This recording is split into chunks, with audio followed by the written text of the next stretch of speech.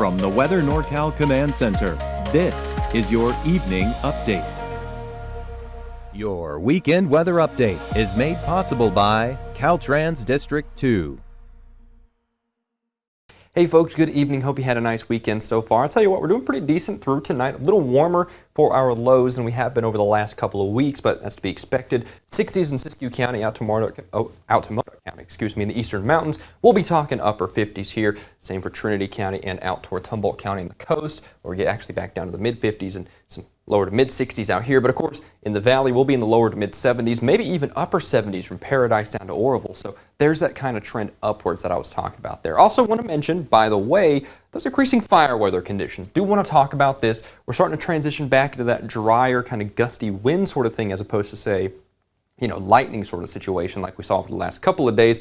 So for tomorrow, for example, from Wairika down to Mount Shasta, portions of the 5 in Siskiyou County, pretty much all of the valley, we got those gusty winds and we got that dry weather. And of course, Modoc County in the East Mountains, you're starting to see some oranges pop up there. That's that high category of fire danger for your Monday. Now, as we head through the overnight, we recover a little bit. Then as we head into our Tuesday, so second day of the work week, it's a very similar story. We start seeing those high category fire risks starting to pop up. So it's August. You guys know what to do.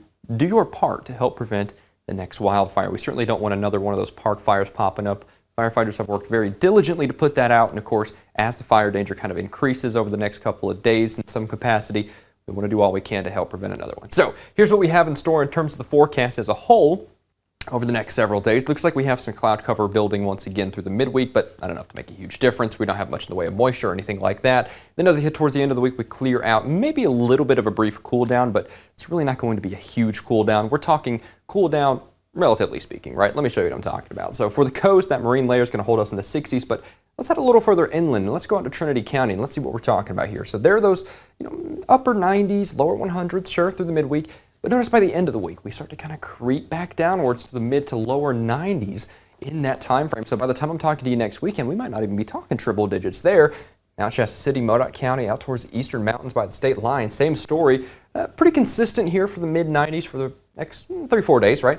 Check it out though, we get back to the lower 90s out in Mount Shasta City, Modoc County, same story, right? Susanville, out there by Doyle as well. We start to kind of climb down a good 5 to 6 degrees in terms of those temperatures. Taking a look at Redding, same situation, but still we're going to be in the triple digits. We'll call it 102 to 105 on average, but maybe a little bit warmer on Tuesday and Wednesday as well, with a little bit more moisture in the atmosphere providing some clouds. Thanks for joining me this weekend, folks. Hope you've had a fantastic weekend. Mike will have you covered this week, and I'll see you next Saturday.